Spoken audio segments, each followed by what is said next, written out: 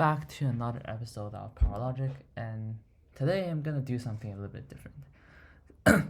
So instead of talking about like the actual math competition stuff or even like math concepts, today I'm gonna talk about one of my little project, which is Go Gaming Computer Science, and that's basically a Go program that I developed through Java. So let's first start with a quick puzzle, but this one is pretty straightforward, just a math exercise. So how many total variations are there for a game, or the ending outcome of a certain board? Each cross point can have either blank or black or white. So therefore, there's gonna be 3 for each, and then we just exponent by keep multiplying 3 for the total number of grids. And there's 361 grids, so therefore the total number of variation, which is 3 to the 361 variations. And that is a lot. That's way larger than the number of protons in the universe. And then you can see how complex this Go game is. So then we're gonna go over the basic rules of Go. So now before we dive into the mechanism of the project, you have to first understand how Go works. So in contrast to chess, which you know that white goes first, black actually gets to go first, and I assume that this wouldn't make too much of a difference. So the overarching purpose of Go instead of chess is to enclose territories and capture stones. Or basically the main ideal goal is to enclose as much territory as possible, and capturing stones is one of the ways to consolidate your territories.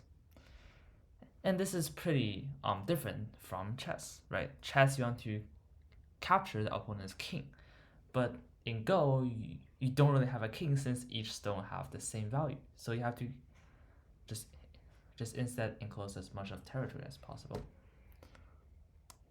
So to begin, we define the important concept called liberty, which basically just means the number of the blank spaces in the 4 adjacent places for each stone. And you can see that things gets more complicated for more stones being adjacent to each other, and we're gonna cover that later. But we're gonna start with 1 stone. So for these 4 cases, you see that for A, you have 4 empties surrounding, and B, you have 3, C, you have 2, and D, you have 1. Pretty straightforward. And you could also say that the number of liberty is basically the number of stones you have to play consecutively in order to completely capture a single stone. So for example, in A, you have to play 4, and then you can capture the stone completely. But capturing would also be some kind of like a more advanced concepts later. Now in the diagram above, we have already explained here. Now this directly leads to an important lemma in Go, which is a stone or a string of stone is dead, or in a more formal way, being captured when its liberty is 0. So which means that indeed, if you play white here, then there's no liberty, since all the surrounding spots are being captured or are being occupied by white. So the difficulty in fact starts to increase when multiple stones with the same colors are adjacent to each other, which forms a group of Go strings. So like this, right? You can't just add all the numbers of liberties for each individual stone. So for example, the normal way of calculation that you would think would be you add the number of liberties of each stone, right? There's 2 for this, 3 for this, 3 for this, 2 for this, 2 for this, 2 for this, and 2 for this. So we're gonna have 5 of them with 2, and 2 of them with 3, and therefore there will be 16. But if you count the number of times you have to capture the stones, 1, 2, 3, 4, 5, 6, 7, 8, 9, 10, 11, 12. So you only need 12. So where did the 4 liberty come from? Or were there 4 liberties being overcounted in this case? Well, first you can see that if you count these 3, right? If you count the liberty of these stones, then you double counted this middle twice. And also this, you also counted twice, and many similar things. So therefore, how are we gonna possibly calculate, well, you can see that in the human's perspective, right? You can easily see, right? You can just easily count 1, 2, 3, 4, 5, 6, 7, 8, 9, 10, 11, 12, 13, 14, 15. But computer does not think in this way, right? Like computer does not know which points surrounding have to be counted by Liberty and which points are not. And they don't even automatically know that which stones are connected to which. So how are we going to solve this problem? It's going to be the next question here. And now we're going to dive into another big problem, which is territory. Well, this also shows another big difference between human and AI, right? So, for example, in this case, you know that here is completely enclosed by white. And in fact, a territory is going to be a territory of a single color if it's being completely enclosed by the boundaries of the board and the stones of the same color, or it's being enclosed by the same color. So in this case, we know that all the cross points here, 1, 2, 3, 4, 5, 6, 7, 8, 9, 10, 11 are white's territory, and this goes the same for black. But that raises another question here. Well, how does the AI know, right? How does computer know which points should we consider as like territory? And in humans' mind, we can easily visualize, right? We can easily visualize that, well, no space can white come in, so completely enclosed by black, and that this goes on to the boundary of the territory. But how does AI know? Well, AI probably have to check through all combinations of points, and that's gonna run out like quickly, right? In terms of time complexity. So the natural question arises here, like, what's the algorithm that can solve, well, one of the problem or optimally both of the problem, right? Since you can see that there might be some kind of similarities, which we're gonna cover later. So now this is basically just a short like motivation, right, to the algorithm that we're gonna possibly carry out next. So now let's begin. Graph theory. We need some kind of graph theory in this problem. So a really large part of this Go project is graph theory, and this is in fact implemented by many of the large Go programs or online Go platforms, such as TiGem, Flux, and SeaGoBand. So first, as you can see, that this is a pretty normal combination of territory counting and dead stone detections. So first we'll start with the territory count. So the territory is all tiny black squares. In this case, right? That's completely enclosed by the board of the game board and the stone of the same color. And this is already being covered by the previous like pages. So, well, how are we gonna continue here? So all I want to do is do some kind of recursive search from anything in the front, right? Then what do I mean is that we're gonna go through branches, continue searching on every branch, right? And this is in fact called depth first search, which means that whenever I reach a point, then I'm gonna go surrounding. Then I'm gonna search for surroundings. So how are we gonna implement it here? The basic idea is that, or if I reach a territory, right, then I'm just gonna continue searching surrounding, right? Then until I reach some kind of stones, then I stop. Then this branch will just stop, and then we're gonna return. Then every time when you touch a black square, they're gonna record the color. So I'm not gonna try to spoil her too much, and let's just continue with our explanations. So this is basically the idea of a basic introduction of depth first search.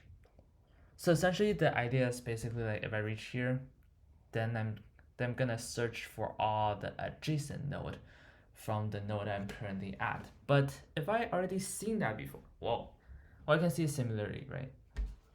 What if I reach here from like some kind of like this point, but I've already crossed or I've already visited this point from this point since they're also connected. So therefore, we do not want to look at it over again, right? Since we know that it's being like included in the graph already. So therefore, we're gonna create a visited array which stores the Boolean value, true and false, that shows whether a specific node is visited. And notice that it can only be turned from false to true, but not true to false, since you can only visit but you cannot unvisit a point. So now this is a basic demonstration. And now the computer will just continue the process and all nodes will be marked green in this case. Like eventually when you start traversing from the blue points. Since we can see that that any point from like any 2 point on the graph, like any 2 random points chosen on the graph, there's always gonna be at least one path that's gonna carry from the one node to the other. So therefore we know that this graph is strongly connected. So this is basically my idea for implementation, which you can see the basic idea is being implemented, except that there's some exceptions, right? What if you reach here? Then when you go right, it's gonna be out of boundary, and we know that it's undefined. So there are gonna be some edge cases which like detects what's the x coordinate and y coordinate. And essentially our idea is basically just make the board to be in fact a 19 times 19 matrix, right?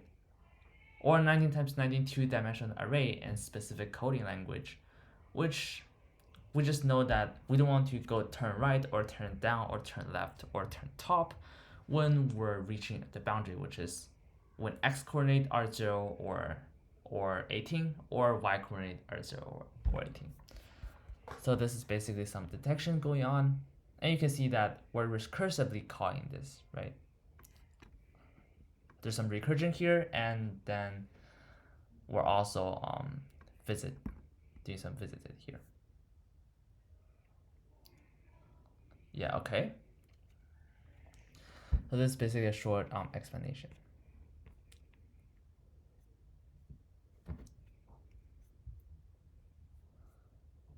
So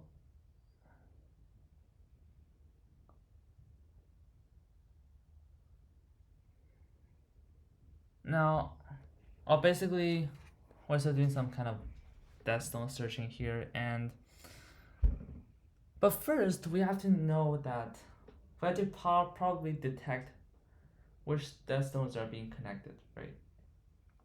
Since if you have a large group of Deadstones, then the Liberty counting strategy would be completely different from the method that we're going to do with single stones. So basically we have to detect the adjacent stones. And how are we going to do that? Well, we have to use DFS as shown.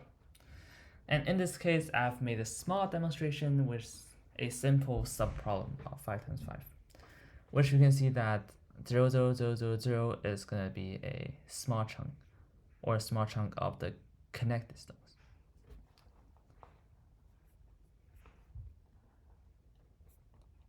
Right.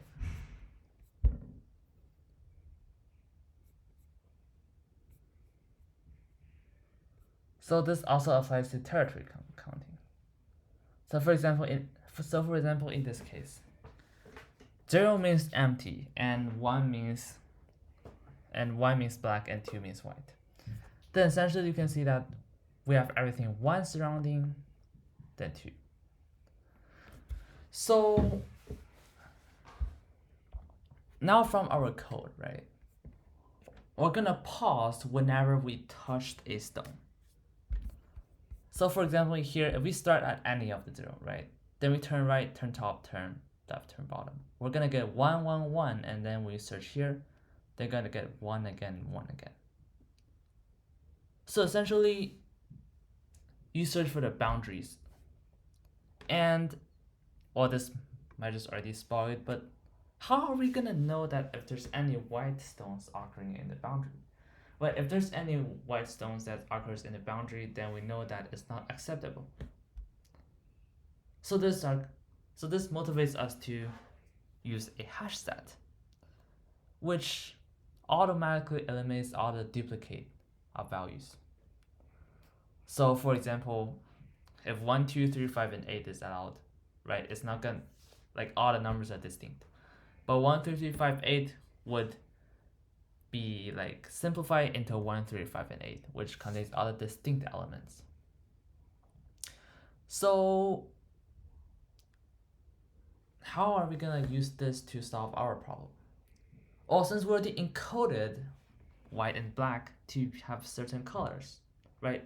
0, 1, and 2, well, certain numbers, but so we can just add all the boundaries, right? So we can just add all the boundary numbers. So for example, this one would simplify, would mean that we have everything black. So then this one would just be simplified to a single black, right?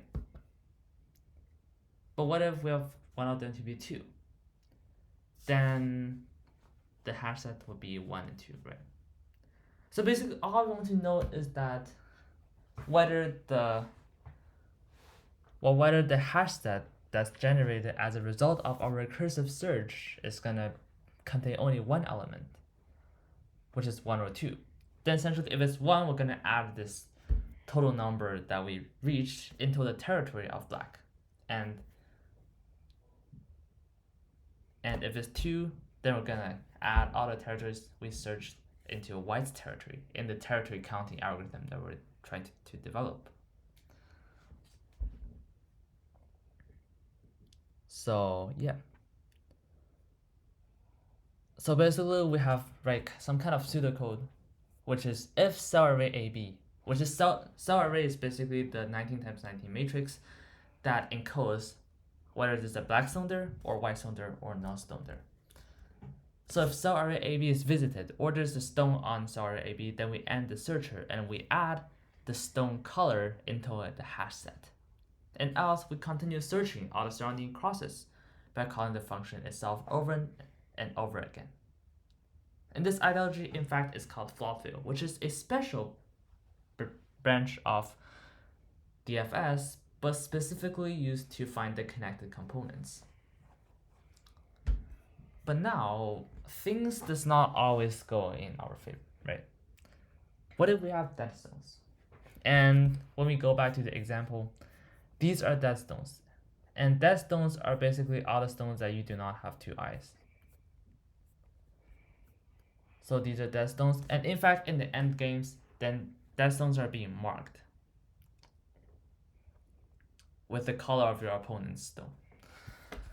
So essentially, dead stones can be some kind of our barrier, right, to count territories. When we recall this, then we stops whenever we see a stone in terms of search.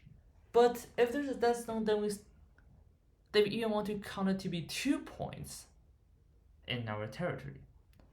But here's gonna stop us from doing that. So how can we optimize this or change or tweak this a little bit to fulfill our new goal, right?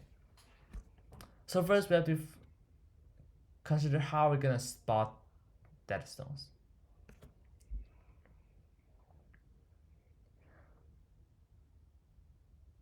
So basically, first we're gonna introduce an idea called connected component DFS, which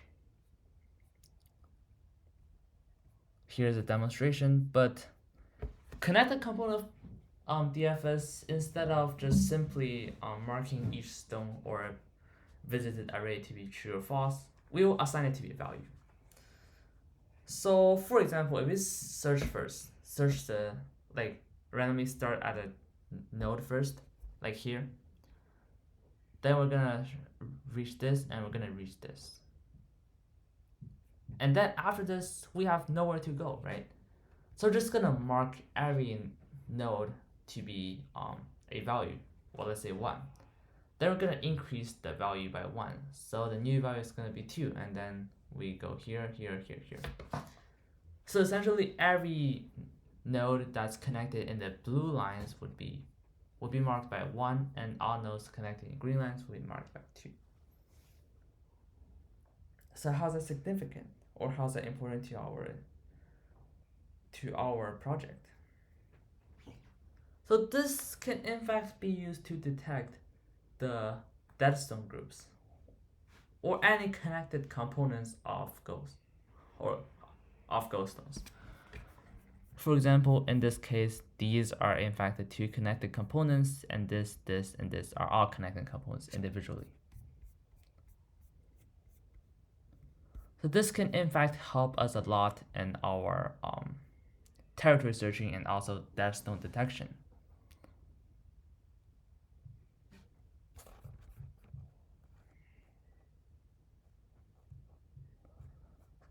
So basically the user interface is following.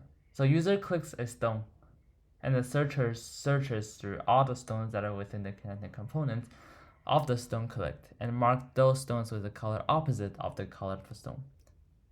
And this is because the stone marked are dead stones, which belongs to the opponent's territory. Well, you might ask, well, is there a way that we can tell the program to detect the dead stone itself? And the answer is no so far, and I'm gonna cover that later. But so far we're gonna just rely on the players mark stones, and this is how even the big companies do. Since deadstone detection itself is really, really challenging task. So this is our general idea, which is first we create a 2-dimensional matrix of 19 times 19 that stores every element to be 0. So basically means no stone there. And in a more mathematical way, which creates a 19 times 19 matrix. Now we use a double for loop that searches through all cross points on the go row, which is just the individual elements in the array. Then each 361 cross points contains a state, which is black, white, and blank. And by the way, state variable is basically what's happening in certain time. And then after we set it these 3 states, we increment the component by 1, and we go through the entire 19 times 19 array to check all the connected strings, which is also done by depth first search, DFS. Then we check for locations that user clicks on the board, and if it's within a certain distance from a stone, then we record the component on number of that stone. Now we continue to do a linear search in the 2-dimensional array to find all stones that are connected to that position. So this is a simple way to optimize, which instead of using O of n squared, we need a floor fill again. So this one will be an O of n squared instead of O of n cubed. But since our sample size or our board size is going to be 19 times 19, then this wouldn't make too big of a difference. So from here, another question would arise. Right, how do you incorporate dead stones into territories and record the end game rule of Go? So total territory is equal to the number of cross that excludes the dead stones plus 2 times the number of dead stones. So how can we rewrite this like a little bit? This can be a little tricky, but what if we split this to be 1 times number of dead stones plus the number of dead stones? Well, this still seems to be kind of confusing, like isn't it? But number of crosses without the dead stones plus the number of dead stones means the total amount of territory there, right? The total number of territory that we do not care about the existence of dead stones. So this kind of motivates us, right? To first ignore the dead stones, or to first only count the number of dead stones that we found during our search, and we just ignore the dead stones and continue, right? And we know that the dead stones must be the opposite color of our side color. So therefore we can just use some simple color detection, and we can know that which one is dead stone and which one is not. So this is basically our implementation, which is first we do DFS for the connected components when the user clicks for dead stones. So initialize a 19x19 array with marked at 0. Then start by making a counter with initial value 1 and loop through the entire two-dimensional array.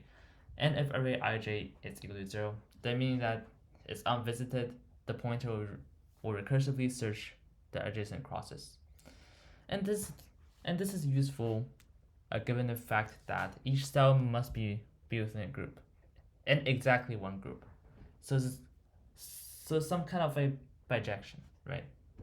And this is trivial to prove through contradiction. So now we count the dead stones as an empty point when doing DFS for territory counting. So first we check through conditional statements whenever the stone with the opposite color is marked. Then if it is, then we increment the territory counter and continue searching the surrounding cells, which is pretty similar to an empty cell. And this is our specific code here, which is pretty long. I'm just not gonna cover one by one since already being covered in the previous pages. So now I'm gonna end with some kind of future research topics. So first we're gonna cover the dead stone detection, which I kind of covered in the early stage, but I promise that I'm gonna cover at the end. So first, auto eye detection for stones. Since like recall this fundamental rule of Go, then you need two real eyes to live, right? Like a group need two real eyes to be considered as a living group. So the clear difficulty is how are we gonna detect two eyes, right? And during in-person game, player estimates their scores by creating a rough boundaries, and they detect the dead stones in a more holistic way based on whether the group has two eyes, and also based on some other board situations. And as you probably level higher in Go, then players often take a look at their positions and determine whether a stone or either a group of stone is dead. So therefore, it's nearly impossible to create a systematic way to assess each group of stone as a function with an input and output, which an input being the group of stones and an output like representing its living status, which directly leads to another, like whether it should be counted as a part of territory for the opponent. So one of the approach might be machine learning by creating a large database of Go games for the computer to recognize the pattern in eye recognition. So basically we have a large database of all the Go streams that are considered dead. Then we use neural network to possibly reduce it, and then the machine can do deep learning to find patterns, or kind of like some kind of unsupervised learning to find some patterns within the previous dead groups to be more able to predict the future, like to be more able to predict like any kind of like group of Go strings to determine whether it's dead or alive.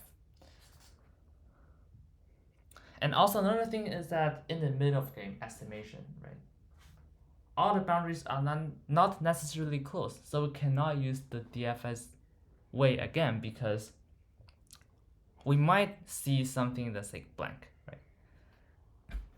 Since if we have like some unended game, then you might not have every possible place being played by one of the colors. So then you might have like some kind of array being 1 2 0 1 1 1 2 0 0 0. But in the estimation, you can see that for some of the Go programs, then they count it as the territory of one of the colors. And in fact, in real games, like in-person games, like when they do some kind of estimation like during the game, then they will also count them as their own territory. So how are we gonna possibly do that? Well, that is also really difficult. So I'm gonna end with some kind of demonstration of my program.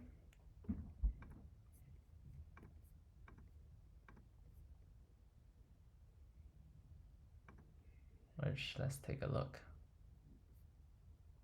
So the top is showing which color is currently playing, and then we start. It's gonna automatically shift. Then if we just do some kind of like making up, like you just play some kind of end games,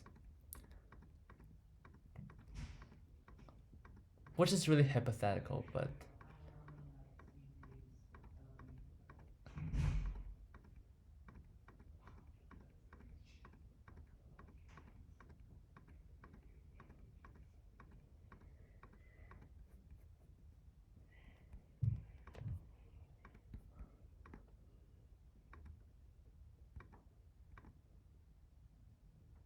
yep. So this is pretty efficient, and I hope that you enjoy this video. So I'm gonna attach the link of my GitHub, like the code source in GitHub, and also this PDF. So I hope you enjoy this video, and see you in the next one. Peace out.